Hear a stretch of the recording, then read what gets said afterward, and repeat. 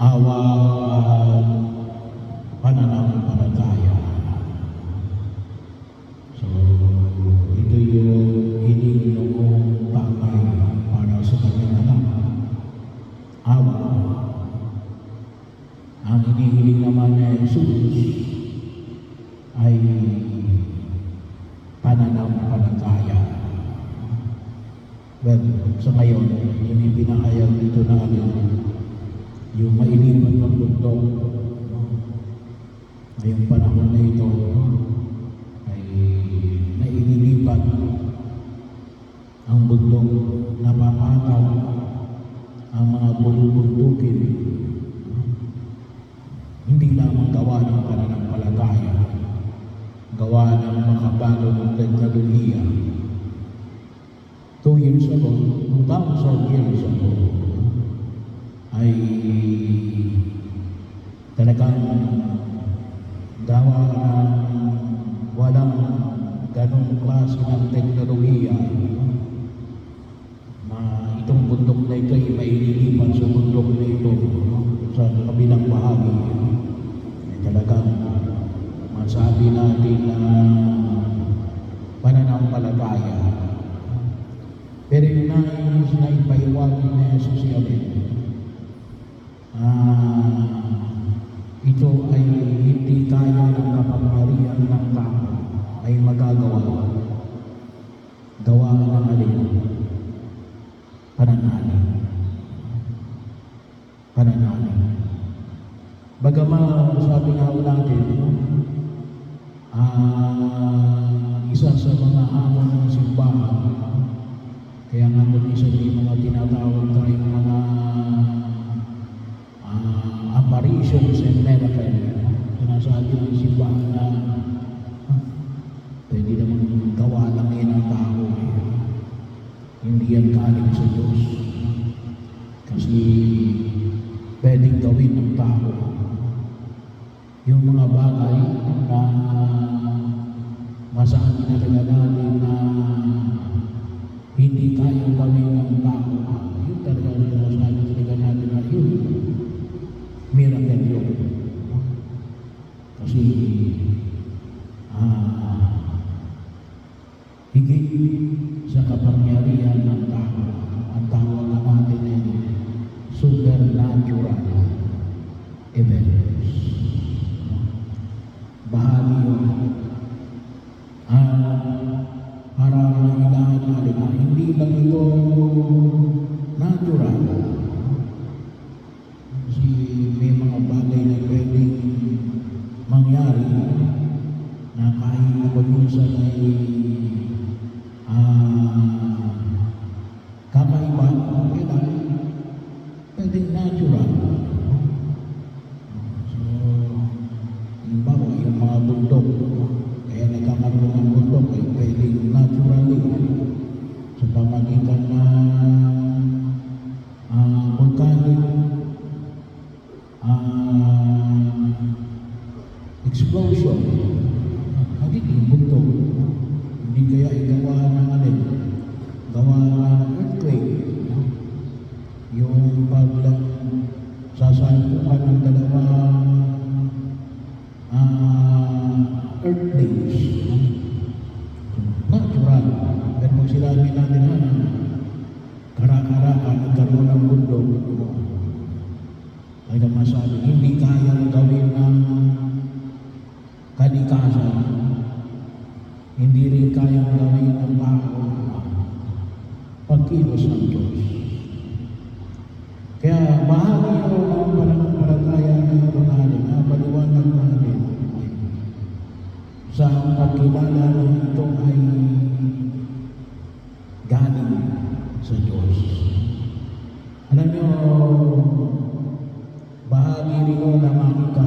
Kaya nga, doon sa unang pagbasa sa aklat ng Deuteronomy, pinapahayag ni Yahweh na kung paano niya binigyan ang bayang Israel ng kanyang bayan. Mga sabi rito, bibigyan ko kayo ng balon na hindi ninyo hinukay. Bibigyan ko kayo ng bayan na hindi niyo itinatawag. Kasi nga, may dating nakatira doon. Ibinigay sa kanila ng Diyos. Kaya lang, sabi naman ng iba yan, pagtingin doon niya, land grabbing. Kasi hindi kanila pero sa patingin ng mga Hudyo, bigay sa atin ito ng Diyos. Pero bahagi yun na kung saan niya rin, makita natin na yung pangangalaga ng Diyos sa kanyang bayan na kung tubusin niya ay out of His mercy. Hindi siya pagkarambagan ng mga Hudyo. Ngunit gawa ng awa ng Diyos na ipinagkaloob sa kanila. Kaya rin sana, yun ang makita natin na yung pananampalataya ay higit natin pakinabangan gawa ng alin, nakikita natin yung malalim na awa ng Diyos. Bahagi yun.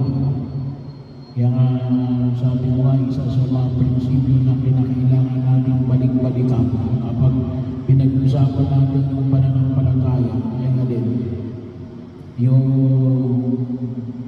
primacy of God's grace. Yung pangunguna ng grasya ng Diyos. Kasi kung babasihan natin kahit na yung pananampalataya ay galing sa Diyos. Grasya ng Diyos. Kaya yun ang ilingin natin. Lumalim nawa tayo sa pananampalataya at lumalim tayo sa pagkilala na kailangan natin ang tulong at awa ng ating Diyos. Doon higit natin nakikita yung kagandahan at ang patuloy niyang paggabay sa pagliligtas niya sa atin. Kaya maganda yung pagkilala na pinahabagan ako ng Diyos. Everything ay mula doon sa kanyang dakilang awa. At yung paglago nito ay pagkilala una tigit sa lahat sa awa ng Diyos. Pangalawa ay dahil ito ay mula sa awa ng Diyos, pangalagaan natin. Pangalagaan natin. Sabi nga natin ay pangalagaan natin. Kasi naiintindihan natin ay ito ay mula sa awa ng Diyos. At dapat ay matreasure natin hindi lamang pangalagaan, ngunit mahalagaan. Kinakailangan natin na ito ay higit natin na malinaw sapagkat dito natin mapapayabong ang dakilang awa ng Diyos. Kaya hindi yung pwedeng ilayo yung paglago ng ating pananampalataya doon sa atin, doon sa awa ng Diyos. Ano yung danger? Yung danger na ito yung danger na hinaharap ngayon din ng mga bagong generasyon. Yung tinatawag natin na karapatan ko yan. Ngayon yun yung yung entitlement. No? Kung minsan yun ang danger natin. Entitled tayo dyan. No? Hindi. No? Binigyan tayo ng title ng Diyos, pero yun rin, awa ng Diyos. Hindi mo karapatan yan. Hindi mo entitled yan. No? Wala kang titulo dyan. Kasi kapag sinabi mo entitlement, walang awa doon. At walang pananampalataya doon.